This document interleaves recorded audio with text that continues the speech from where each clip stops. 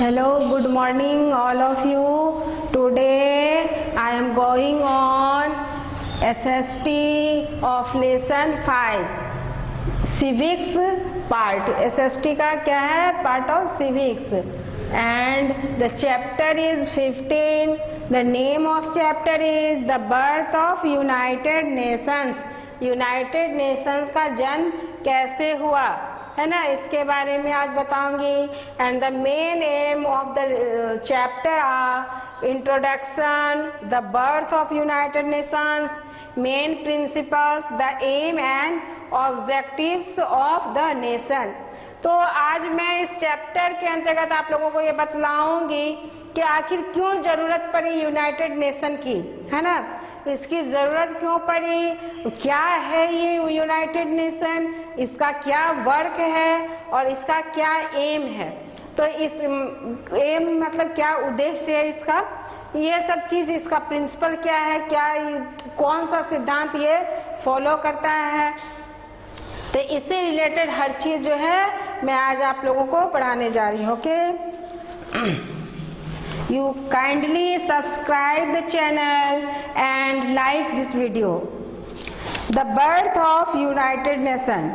अब है इसका सबसे पहले जो है इंट्रोडक्शन में इसका करने जा रही हूँ. तो स्टार्टिंग जो है यूनाइटेड नेशन का जो जन्म हुआ, यूनाइटेड नेशन एक संस्था है, एक संघ है जिसके द्वारा पूरे देश में शांति कैसे स्थापित हो,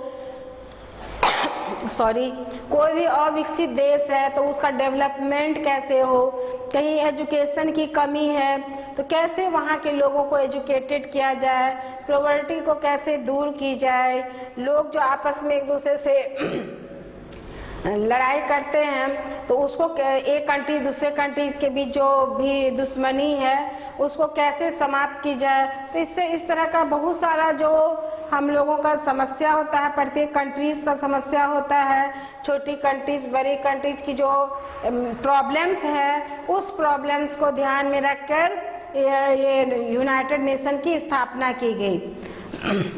इसकी जो स्थापना है यूनाइटेड नेशन की सेकेंड वर्ल्ड वार के बाद हुई. सेकेंड वर्ल्ड वार हमारा 1939 में हुआ था. हिटलर, मुसोलिनी उस समय में उन लोगों के द्वारा ये वार शुरू किया गया था और इसका अंत हुआ था कब? 1945 में. कब हुआ था 1945 में? कैसे? अमेरिका के द्वारा जापान के ऊपर एटम बम गिराया गया था. जापानीज जो थे सेकेंड वर्ल्ड वार में लास्ट में उसमें पार्टिसिपेट किए थे. और क्या था, ये जापानीज जो थे लास्टली जो अमेरिका पर अटैक करने वाले थे, इनका एक शिप था, वो अमेरिका के कामागाटा मारू जगह का नाम, तो कामागाटा मारू के पास पहुंचाया गया था इसका शिप. वहां से ये जो जापानीज थे अमेरिका पर बम गिराने वाले थे, तो अमेरिका अपने आप को बचाने के लिए क्या किया था, जापान पर एटम बम गिराया था. इसमें यहाँ पर जापान में 2 जगह पर गिरा था, हिरोशिमा और टोक्यो में. यहाँ पर जापान में बम को गिराया गया था अमेरिका के द्वारा. जापान की जो 2 शहर थी, हिरोशिमा और तुमको हिरोशिमा और हो गया नागासाकी, ये जगह का नाम था. जापान का कैपिटल क्या हो गया? टोक्यो हो गया. और जापानीज जो जापानीज ओरिजिन के जो लोग होते हैं, ये लोग बहुत ही लेबोरियस होते हैं. अपने मेहनत के बल पर बहुत ज़्यादा ये अपने आप को डेवलप करते हैं. बहुत ही ज़्यादा मेहनती वहाँ के लोग पाए जाते हैं, इस तरह से होते हैं. तो वो लोग जो थे, जब सेकेंड वर्ल्ड वार जो हो रहा था, तो अपनी पावर को, सेकेंड वर्ल्ड वार में क्या था, हर कंट्रीज जो था, छोटा छोटा जितना भी कंट्रीज थे, जैसे जर्मनी था हिटलर का, मुसोलिनी था इटली का, तो ये लोग जितने थे, ये लोग अपने पावर को सिद्ध साबित करने के लिए कि हम जो है सबसे ज़्यादा पावरफुल है, उसके लिए आपस में ये युद्ध हुआ था. सेकेंड वर्ल्ड वार after first world war. First world war के बाद हुआ था. फर्स्ट वर्ल्ड वार कब हुआ था? 1914 में फर्स्ट वर्ल्ड वार हुआ था, जिसमें फर्स्ट वर्ल्ड वार के बाद वारसाई की एक संधि हुई थी जो बहुत ही उसमें बहुत ही ज़्यादा ये जो था ये लोग को अपमानित किया गया था, जर्मनी को, इटली को, फ्रांस को अपमानित बहुत ज़्यादा किया गया था, जिसका रिजल्ट क्या हो गया था कि यहाँ पर हिटलर और मुसोलिनी जैसे डिटेक्टिव शासक यहाँ पर हुए और इन्होंने सेकेंड वर्ल्ड वार जो किया इसका वो उसी का परिणाम था। आप फर्स्ट वर्ल्ड वार में वारसाई की संधि के द्वारा जो इन लोगों के को बहुत ज़्यादा अपमानित किया गया था, बहुत ज़्यादा इन लोगों के ऊपर कर्ज डाला गया था। तो सेकेंड वर्ल्ड वार के बाद क्या, फर्स्ट वर्ल्ड वार के बाद क्या हुआ गया था, लीग ऑफ नेशन की स्थापना की गई थी। चूँकि लीग ऑफ नेशन की स्थापना की गई कि देश में पूरा जितने भी कंट्रीज हो वर्ल्ड में उसमें शांति स्थापित हो, इसके लिए after the first world war league of nation में क्या हो गया था, अमेरिका शुरू में पार्टिसिपेट नहीं किया था इसमें, जिससे क्या हो गया, बहुत सारे जैसे इंग्लैंड हो गए, रूस हो गया, फ्रांस हो गया, इटली, उसमें बहुत पावरफुल इटली भी था, ये लोग जो थे उसका बात इतना ज़्यादा फॉलो नहीं कर रहे थे। तो लीग ऑफ नेशन का जो भी रूल रेगुलेशन था वो कड़ाई से सख्ती से लागू नहीं हो पा रहा था। देन जब सेकेंड वर्ल्ड वार हुआ तो एक बहुत बड़ी क्षति पूरे विश्व को हुई और जब जापान में एटम बम गिराया गया, पूरा जापान जो है उसकी त्रासदी से तहस नहस हो गया था जापान। जिसके बाद हुआ कि अब सभी कंट्रीज़ के जो लोग वर्ल्ड के जितने भी पावरफुल कंट्रीज थे इनके लोग सब कहे कि नहीं, मिलकर एक ऐसा नेशन बनाना चाहिए जिसके रूल को हर कोई माने, जिसका रूल फॉलो हो। तो इसमें सबसे पहले अब सेकेंड वर्ल्ड वार में सबसे पहले इस तरह का नेशन बनाने का जो प्रस्ताव होता है वो कौन रखा था, अमेरिका के द्वारा रखा गया था। तो अमेरिका इसमें सबसे ज़्यादा बढ़ चढ़ कर हिस्सा लिया था। देन ये जो स्थापना हुआ यूनाइटेड नेशन को हो गया संयुक्त राष्ट्र संघ, है ना। यूनाइटेड मीन्स संयुक्त, मतलब जुटा हुआ, है ना। और इससे पहले क्या था, लीग ऑफ नेशन, सिर्फ राष्ट्र संघ था। और जो सेकेंड वर्ल्ड वार हुआ उसका यूनाइटेड नेशंस की स्थापना की गई और उसका जो मेन थीम था, इसका मेन थीम क्या था कि पूरे वर्ल्ड में किस प्रकार शांति स्थापित हो और किस प्रकार जो है हर जगह के प्रॉब्लम्स का सॉल्यूशन किया जाए। Okay, so I started introduction of this lesson. The United Nations Organization is an international organization founded in 1945 after the Second World War by 51 members countries which are committed to maintaining international peace and security, developing friendly relation among nations and promoting social progress। Means ये क्या कह रहे हैं, second world war के बाद 1945 के में जब सेकेंड वर्ल्ड वॉर समाप्त हुआ तब 51 जो कंट्रीज थे, मेंबर्स कंट्री के जो मेंबर थे, उन्होंने एक कमिटमेंट किया अपने विश्व में किस प्रकार शांति और सुरक्षा की स्थापना की जाए और एक फ्रेंडली कैसे लोग रहें आपस में मिलजुल कर, और हमारा सोशल प्रोग्रेस कैसे हो, इसके लिए ये लोग एक नेशन की स्थापना करने के लिए सहमत हुए। This rivalry resulted in Second World War. The war started when the industrial nations of the world became jealous of each other's power. It enhanced competition and rivalry involved in these wars. The First World War was fought from 1914 to 1918 and the Second World War from 1939 to 1945। ये हमने आप लोगों को बताया। First world war 1914 में हुआ था और इसका अंत हो गया था 1918 में। इसके अंत के बाद वारसाई की संधि हुई थी जिसमें ये लोग को जर्मनी को, इटली को, फ्रांस को बहुत ज़्यादा अपमानित किया गया था, जिसका जो रिजल्ट हुआ वो सेकेंड वर्ल्ड वार के रूप में हमारे सामने आया। The Second World War was the most expensive in terms of human life and property। ये जो मनुष्य का जो लाइफ है और उसकी जो संपत्ति, उस पर एक बहुत ही एक्सपेंस, बहुत ही ज़्यादा इसका मतलब महत्व, इसका जो प्रभाव पड़ा वो बहुत ही ज़्यादा प्रभाव पड़ा। क्या हो गया, बहुत सारे लोग सेकेंड वर्ल्ड वार में मिलियंस पीपल जो है मर गए, डाइड हो गए। बहुत सारे जो इसमें एटम बम जब जापान में गिराया गया तो क्या हो गया, बहुत से लोग जापान में मरे और बहुत सारे जो बच गए, जो शेष जो रेस्ट ऑफ जो मैन बच गए थे वहाँ पर लोग, वो क्या हो गए थे, डिजेबल्ड हो गए थे। कोई लंगड़ा, कोई लीला, कोई मानसिक विकलांग, कोई जन्मजात ब्लाइंड, इस तरह से लोग वहाँ पर कई एक साल तक जन्म लिए, इस तरह का स्थिति वहाँ हुआ। तो ये है the United nation of United states of America dropped atom bomb on the Japan cities of Hiroshima and Nagasaki. वहाँ पर जो है ये लोग क्या किया था, सेकेंड वर्ल्ड वार के लास्ट में जो एटम बम गिराया और हमारा सेकेंड वर्ल्ड वार का द एंड वहाँ हुआ, वहाँ पर सेकेंड वर्ल्ड वार समाप्त हुआ था। The two big industrialised city were reduced to ash. दो जो है ये बड़ा इंडस्ट्रियलाइज्ड जो सिटीज था वो पूरा राख हो गया, पूरा समाप्त हो गया, पूरा राख के ढेर में तब्दील हो गया। The Second World War came as a shock to the whole world.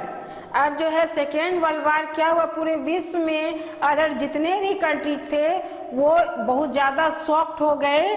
इसका जो रिजल्ट आया उसको देखकर बहुत ज़्यादा शॉक्ड हुए। Millions of innocent people and soldiers lost their life. Millions मतलब हजारों लाखों के ऊपर, मिलियंस ऑफ जो इनोसेंट, जो हमारे साधारण सच्चे हमारे जो लोग थे वो, और हमारे जो सोल्जर्स थे वो क्या हो गए, अपने लाइफ को खो दिए। किसके बाद, after the second world war.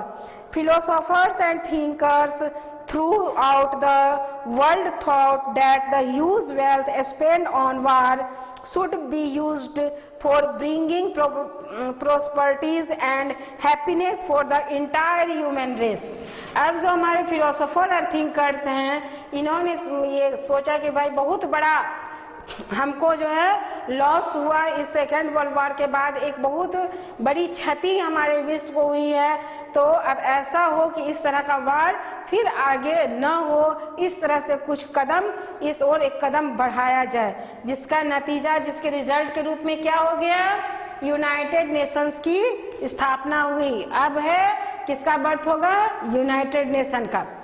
तो the birth of United Nation हमने यहाँ मेंशन किया है, the birth of United Nation. After second world war people were worried all over the world about their future. जब सेकेंड वर्ल्ड वार होने के बाद पूरे जो जितने भी लोग थे, जितने भी मानव समुदाय के लोग थे, मनुष्य जाति के, वो लोग अपने फ्यूचर को लेकर बहुत ही वरीड थे, बहुत ही दुखी थे कि हमारा फ्यूचर अब क्या होगा, है ना। Many nations of the world came together to find way to prevent war and promote peace and security in the world. अब जो है बहुत सारे नेशन, बहुत सारे राष्ट्र एक साथ आना चाहते थे अपने विश्व में शांति स्थापित करने के लिए और सिक्योरिटी, सुरक्षा स्थापित करने के लिए, इस चीज़ को प्रमोट करने के लिए जो बहुत सारे राष्ट्र थे वे एक साथ आने के लिए अब एग्री थे, सहमत थे, है ना।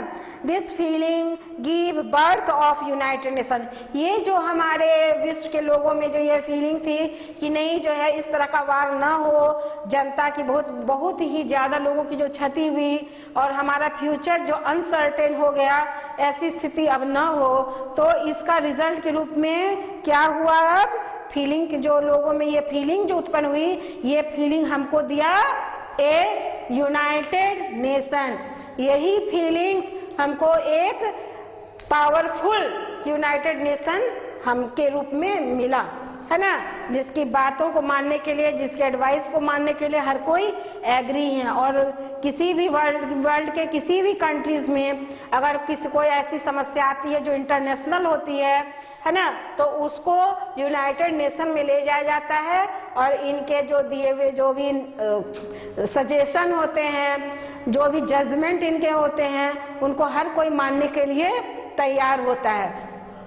इतना ही ये पावरफुल हुआ। फर्स्ट वर्ल्ड वार के बाद जो लीग ऑफ नेशन था वो इतना पावरफुल नहीं हो पाया था। उसका जो मेन काउस था वो क्या था, अमेरिका उसमें शुरू में पार्टिसिपेट नहीं किया था। अमेरिका लास्ट में बहुत बाद में उसमें पार्टिसिपेट किया था, जिससे पूरा वर्ल्ड में अनसर्टेन की स्थिति आई और सेकेंड वर्ल्ड वॉर नतीजा के रूप में हुआ था। लेकिन ये जो यूनाइटेड नेशन है, ये जो यूनाइटेड नेशंस की जो स्थापना हुई, इसमें सबसे आगे कौन था? अमेरिका था। अमेरिका वर्ल्ड में क्या है? सबसे ज़्यादा पावरफुल कंट्री है ना। तो अमेरिका था इसमें सबसे ज़्यादा, इसीलिए ये जो है अपना जितना भी इसका वर्क्स हुआ वो सक्सेस हुआ और ये अपने पावर को मेंटेन कर पाया। इसके पावर को मानने के लिए अदर कंट्री मजबूर हो पाए। Finally, representatives of 51 nations met in San Francisco. कहाँ पर ये लोग आपस में मिले? 51 देश के लोग सैन फ्रांसिस्को में in April 1945. India was one of them. उसमें भारत भी एक था। जो 51 कंट्रीज जो थे उसमें इंडिया भी एक था। This conference prepared the chapter of United Nations. ये जो ये सैन फ्रांसिस्को में कॉन्फ्रेंस हुआ, ये एक अध्याय की शुरुआत की। कौन से चैप्टर्स की शुरुआत की? तो यूनाइटेड नेशंस की। इसका एक चैप्टर के इसके बारे में मीटिंग हुआ, इसके बारे में लोगों में सहमति हुई और इस चैप्टर की तब क्या हो गया? शुरुआत हो गया। It was signed by all 51 members countries on 24th October 1945. Today, 193 countries are its member. The headquarters is in New York in USA. तो है स्टार्टिंग में in the beginning कि how many countries are participate in the United Nations? So the answer is 51 है ना। 51 country participate किए। Nowadays how many country is participate in the United Nations? अभी आज के दिन में कितने कंट्री इसमें पार्टिसिपेट कर रहे हैं या इसमें इन्वॉल्व हुए हैं? तो आंसर क्या हो गया? 193 कंट्री जो है आज के दिन में यूनाइटेड नेशन के मेंबर हैं। और इसका हेड क्वार्टर यूनाइटेड नेशन का कहाँ है? हेड क्वार्टर इसका न्यूयॉर्क में है। यूनाइटेड नेशन का हेड क्वार्टर है न्यूयॉर्क में है। इसका जो इंटरनेशनल जो न्यायालय की जो इसका होता है, जहाँ पर न्याय आदमी को जजमेंट किया जाता है, उसका जो हेड क्वार्टर है वो हेग में है। इस तरह से इसका जो ऑफिस है उसका हर फैकल्टी का जो हेड क्वार्टर्स है वो अलग अलग देश के अलग अलग भाग में है, विश्व में के अलग अलग देश में वो मौजूद है ना। तो न्यूयॉर्क जो है यूएसए में है, United state of America. USA जो हो गया यूनाइटेड स्टेट ऑफ अमेरिका में इसका हेड क्वार्टर है। The UN flag has light blue background with its symbol which is a world map at the centre surrounded by olive branch. इसका जो flag है वो लाइट ब्लू कलर का है और उसमें जो फ्लैग के बीच में जो सिंबल है वो वर्ल्ड का मैप है, जो इसके चारों तरफ ऑलिव ब्रांचेज मतलब सद्भावना का ब्रांच शाखा हो गया, उसका मैपिंग किया गया है। जैसे यूनाइटेड नेशन का आप लोग देखते होंगे ऐसे करके इसके चारों तरफ सराउंडेड है ना, ऐसे करके है। ऑलिव ब्रांचेज मीन्स सद्भावना, लोग में आपसी भाईचारा हो, प्रेम हो, सद्भावना हो, तो इस तरह से ब्रांचेज से उसको सराउंडर्स के चारों तरफ दिया गया है यूनाइटेड नेशन का। और बीच में क्या है? वर्ल्ड का यहाँ पर मैप है। ये इसका सिंबल है यूनाइटेड नेशन के फ्लैग का। अब है नंबर 3 मेन प्रिंसिपल्स। इसका मेन प्रिंसिपल्स क्या है यूनाइटेड नेशन का? मेन प्रिंसिपल्स जो है इसका है वो हुआ number 1, all the member nation should respect the sovereignty and right of each other. जितने भी मेंबर्स हैं इस नेशंस के, वो इसके पावर को, इसकी संप्रभुता को और इसके राइट्स, इसके अधिकार का बराबर सम्मान करें, एक बराबर सम्मान करें, है ना। पहला ये हो गया। Number 2, threat and the use of force should be avoided. किसी भी प्रकार का जो हम लोग बाहरी फोर्स, अपना ताकत जो साबित करने की कोशिश करते हैं, उसको हम लोग को अवॉइड करना है। कोई भी गलत चीज़ जो है, हम जैसे हम बहुत शक्तिशाली है, अपना शक्ति को साबित करने के लिए अदर कंट्री आज यू कंक्योर करते हैं, इस तरह का जो कोई चीज़ है उसको हमको अवॉइड करना है, मतलब उसको नहीं करना है। Number 3, only peaceful measures should be use to settle disagreement and disputed. केवल है इसमें पीसफुल शांति बनाए रखने के लिए ही हमको काम करना, और अदर जो भी चीज़ है उसको हम लोग को एग्री नहीं करना, हम लोग उसको उससे डिसएग्री करना, जिससे हमारी शांति भंग हो सके, है ना।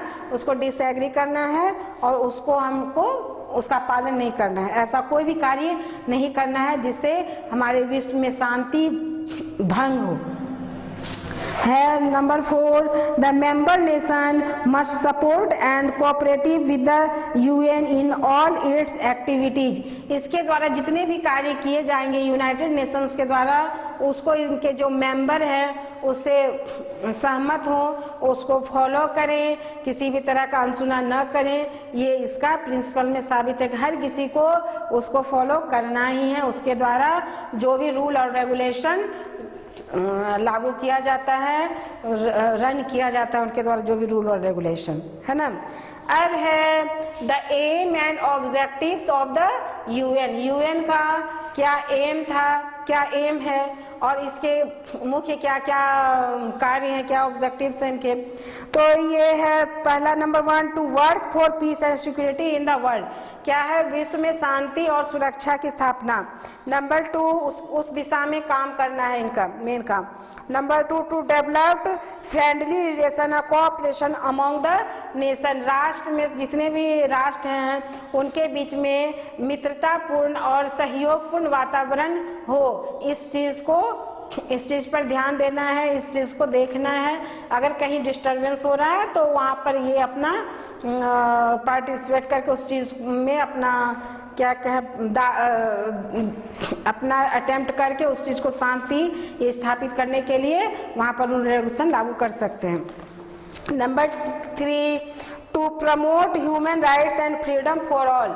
ये किस चीज़ को प्रमोट करेंगे, मनुष्य का क्या राइट्स है, हमारा क्या पावर है, क्या अधिकार है, और हमारी स्वतंत्रता का हनन नहीं हो, इस चीज़ पर इनको वर्क करना है, इस चीज़ को इन्हें प्रमोट करना है, इस चीज़ को आगे बढ़ाना है। 4 number, to solve economic, social, culture and human problem. हमारा आर्थिक, सामाजिक और सांस्कृतिक जितने भी प्रॉब्लम्स हैं ह्यूमंस बीइंग में, उसको सॉल्व करना। To remove difference based on religion, language, sex and race among the people. अब है हम रिमूव, इनका एक कार्य लास्ट और महत्वपूर्ण कार्य है कि जो डिफरेंसेस हैं हम लोगों के बीच में, धर्म के आधार पर, लैंग्वेज के आधार पर, सेक्स जैसे मेल फीमेल उसके आधार पर, और रेस हो गया हमारी प्रजाति, जैसे कोई गोरे वर्ण के हैं, कोई काले वर्ण के हैं, ये अलग अलग प्रजाति के लोगों का अलग स्ट्रक्चर होता है। कोई मंगोलियन होता है, कोई ऑस्ट्रो इंडियन होता है, हर किसी का अलग अलग है। तो वो जो हमारा जो रेस है उसके आधार पर जो हम लोगों के बीच डिफरेंसेस हम लोग करते हैं, उसको समाप्त करने की ओर कदम बढ़ाना, क्या कार्य किया जाए जो ये समाप्त हो सके, ये इनका है। Number 6, to assist in the achievement of this objectives. अब जितने भी ये वर्क हैं उनका जो भी उपलब्धि हो गया, जो भी अचीवमेंट हो गया, उसका परीक्षण करना, उस पर अध्ययन करना कि ये अचीवमेंट जो है सही से जा रहा है कि नहीं, उपलब्धि में कहीं कोई दिक्कत नहीं है, और कुछ करे तो और अच्छा हो सके, है ना। तो उसके जो भी उपलब्धि जो भी उसकी होगी उसका लास्ट में मूल्यांकन कहते हैं ना, मूल्यांकन करना, उसका असेसमेंट करना कि हाँ इसमें क्या चेंजेस हो सकते हैं या क्या रिजल्ट आ रहा है है, हमारे वर्क के द्वारा क्या प्रोग्रेस हो रहा है, इस चीज़ पर ध्यान देना है ना। To achieve this objectives the United Nation issued a declared of human rights called the universal declaration of human rights, है ना। अब इसका जो मेन डिक्लेरेशन है वो ह्यूमन के राइट्स, इस चीज़ को डिक्लेयर करना कि ह्यूमन का राइट्स क्या है और उसके राइट्स पर किसी तरह का कोई प्रॉब्लम नहीं हो, कोई क्षति नहीं हो, कोई उसके राइट्स को हनन ना करे, है ना, इस चीज़ पर ध्यान देना है। इट इज़ अडॉप्ट ऑन 10 दिसंबर 1948। इसको कब अडॉप्ट किया गया है इस ह्यूमन राइट्स वाला को? 1948 में 10 दिसंबर को। This day is declared as this day celebrated as the human rights all over the world. ये जो हम लोग का है 10 दिसंबर 10 दिसंबर को हम लोग क्या किस रूप में मनाते हैं? इसको सेलिब्रेट करते हैं मानवाधिकार का, वर्ल्ड में ह्यूमन राइट्स के रूप में इसको सेलिब्रेट किया जाता है। अपने अधिकार के प्रति जो जागरूकता हमें पैदा की जा रही है उसके रूप में इसको सेलिब्रेट किया जाता है। The United Nation made a classification about the rights of human beings. ये यूनाइटेड नेशन क्लासिफाइड करता है क्या क्या राइट्स ह्यूमन बींग्स के हैं, विच इंक्लूड, इसमें इंक्लूड है number 1 rights to life as free citizen. जो भी देश के जितने भी नागरिक हैं, सिटीजन मीन्स नागरिक, वहाँ के रहने वाले लोग, उनका क्या राइट्स है, जो वहाँ रहते हैं उनके अधिकार के प्रति स्वतंत्रता, उनका जो राइट्स है वो उसके प्रति उनको स्वतंत्र होना है। Number 2 equality before the law, कानून के नज़र में हर किसी को इक्वल माना जाए, कानून के नज़र में कोई अमीर गरीब के हिसाब से डिसीजन जजमेंट नहीं लिया जाए, हर किसी को इक्वल माना जाए। Number 3 equal pay for equal work, एक बराबर काम के लिए, कहते हैं ना समान कार्य समान वेतन। आजकल ज़्यादातर ये न्यूज़ वगैरह में सुनने आया होगा, बहुत ज़्यादा इस पर आंदोलन वगैरह होता है। तो ये है कि समान कार्य के लिए समान वेतन, मतलब एक बराबर इक्वल पे मिलना है इक्वल वर्क के लिए। ये हो गया। 4 नंबर फ्रीडम ऑफ वर्शिप, हमको अपने धर्म के प्रति क्या है, हमको आज़ादी मिलना चाहिए, फ्रीडम मिलना चाहिए। Number 5 right of free speech and writing, हम अपनी जो हमारी राइटिंग हो गई और जो बोलने में और लिखने में हमको स्वतंत्र होना चाहिए, इसका जो हमको अधिकार मिलना चाहिए ताकि हम फ्रीली कुछ बोल सकें, है ना, ये चीज़ हो गया, और कुछ लिख सकें। जैसे पुराने ज़माने में क्या था, जब डिक्टेटरशिप था तो हम फ्रीली कोई चीज़ लिख नहीं सकते थे, जो अभी भी आप देख लीजिए, जैसे कोरिया हो गया, साउथ कोरिया वगैरह, जहाँ पर साउथ कोरिया में क्या है, फ्रीली कोई कुछ लिख नहीं सकता है, बोल नहीं सकता है, क्यों? वहाँ पर डिक्टेटरशिप है, तो किम जोन का वहाँ डिक्टेटरशिप है, तो वहाँ फ्रीली कोई कुछ नहीं कर सकता है। सो यूनाइटेड नेशन ये प्रोवाइड कराता है कि जितने भी कंट्रीज़ हैं जो इसके मेंबर्स हैं, वहाँ पर लोगों को बोलने और लिखने की स्वतंत्रता हो। Number 6 freedom to travel anywhere according to one's choice, हम जो है कहीं भी फ्रीली अपने, जो मेरा स्टार्टिंग चॉइस होता है उसके हिसाब से फ्रीली हम कहीं भी ट्रेवल कर सकते हैं। राइट टू एजुकेशन, शिक्षा का अधिकार हमको मिलना चाहिए। फ्रीडम फ्रॉम टॉर्चर, हमको हर चीज़ उसको है उसके प्रति फ्रीडम, टॉर्चर के प्रति फ्रीडम, स्वतंत्रता मिलनी चाहिए। The people of the world are still facing some of the problem, but the United Nations is working sincerely to help the human race in its growth, maintenance of peace and development.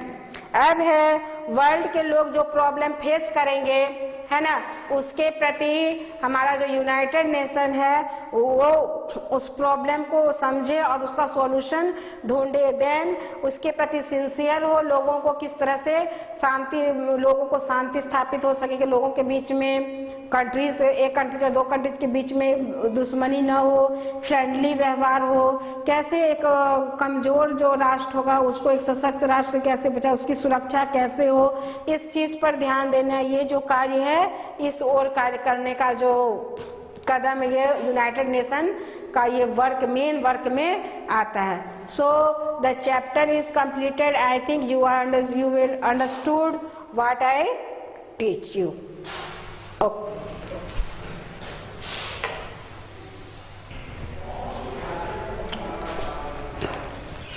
Chapter मैंने आप लोगों को समझा दिया है। Then हम क्या है स्टार्ट किया है, क्वेश्चन और आंसर लिखना है ना।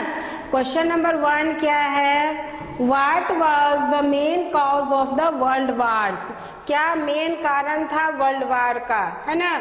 The answer is the main cause of world wars was rivalry, rivalry LRY, यहाँ है L के बाद ये R है, LRY, रिवैलरी।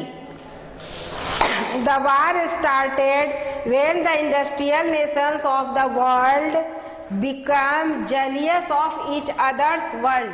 इसीलिए वार का स्टार्ट हुआ था कि ये जो भी विश्व के इंडस्ट्रियल जो कंट्रीज थे आपस में जलते थे, दूसरा का डेवलपमेंट नहीं होने देना चाहते थे। इसीलिए ये कल इस तरह का चीज मैंने आप लोगों को समझाया था कि जो लड़ाई हुआ आपस में, जो भी ये लोग ट्रेड को लेके आपस में कंपटीशन हुआ, जिसके कारण बहुत छोटे छोटे स्टेट पर ये लोग क्या कहते थे, कंक्योर कर रहे थे, अपना अधिपत्य स्थापित करते थे, अपना प्रभुत्व स्थापित करते थे। तो ये चीज था, ये हो रहा था वो लोग में आपस जलियस के कारण कि हम ज़्यादा डेवलप हो सके, हम ज़्यादा डेवलप हो सके, है ना, और दूसरा जो है वो हमारे इतना पावरफुल नहीं हो सके। तो ये मेन कारण था जो हुआ हमारा, इसका जो रिजल्ट हुआ वो क्या हो गया, वर्ल्ड वार के रूप में। So the answer of the first question is the main cause of world wars was rivalry. The war started when the industrial nations of the world become jealous of each other's world. And the second question is why was United Nation formed? United Nation को क्यों form किया गया, इसको क्यों बनाया गया, इसकी क्या रूपरेखा है ना, क्या क्यों बनाया गया, इसका मेन क्या है रूप। तो United Nations was form to find way to prevent war and promote peace and security in the world. United Nation को इसीलिए फॉर्म किया गया, इसको इसीलिए स्थापित किए। Question number 1 and 2 you write down in your copy. Next I am reading question number 3।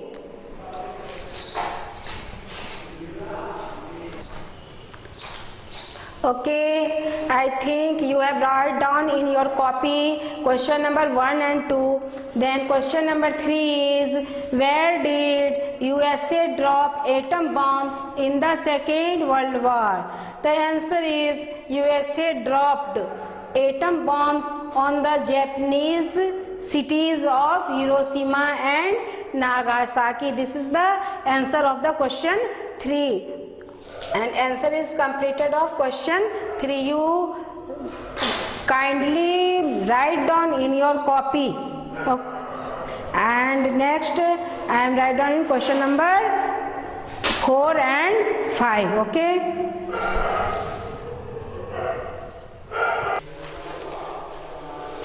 Question number 4 is what are the main objectives of the United Nations? The answer is the main objectives of the United Nations are as follows.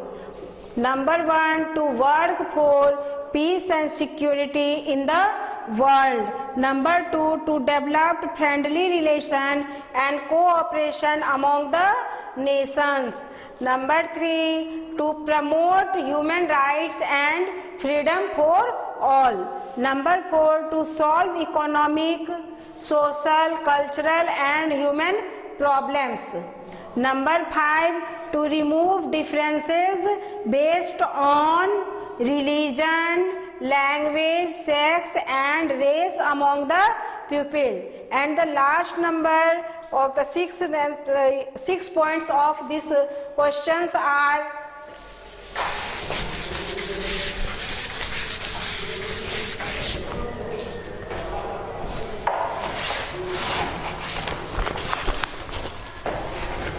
six number points of these questions answers are: to assist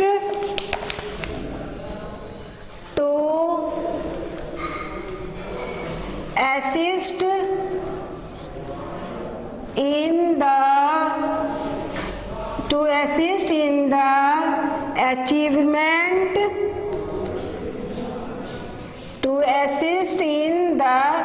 achievements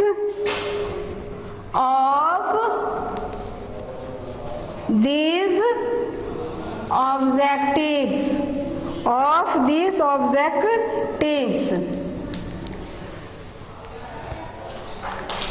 but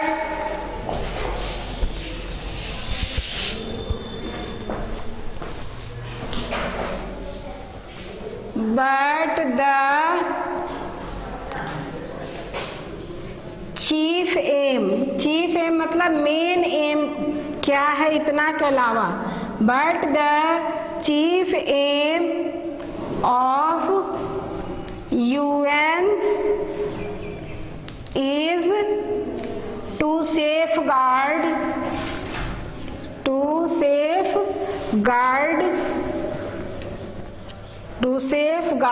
the human race from the whole world. To safeguard the human race, मनुष्य के प्रजाति, race means प्रजाति, gene, जिस gene के अलग अलग jeans के लोग होते हैं वही रेस हो गया, human race, from the horror मतलब डरावना युद्ध, जो सेकेंड वर्ल्ड वॉर हुआ था, डरावना इस तरह के युद्ध से लोगों की रक्षा, horror war. So question number 4 is completed. Next I write down question number 5. Question number 5 and last question of the chapter are: what are the main principles written in the charter of UN? UN के जो charter है उसमें main principal क्या लिखा हुआ है? So the answer is the main principles written in the charters of UN are as follows. Number 1, all the members nation should respect the sovereignty and rights of each other. Number 2 point, threats and the use of force should be avoided. Number 3 points, only peaceful measures should be used to settle disagreement and disputes. Number 4 and last point are the member nations must support and cooperate with the UN in all its activities. The answer is finished. Okay, and your HW of this class are B, C, D, E.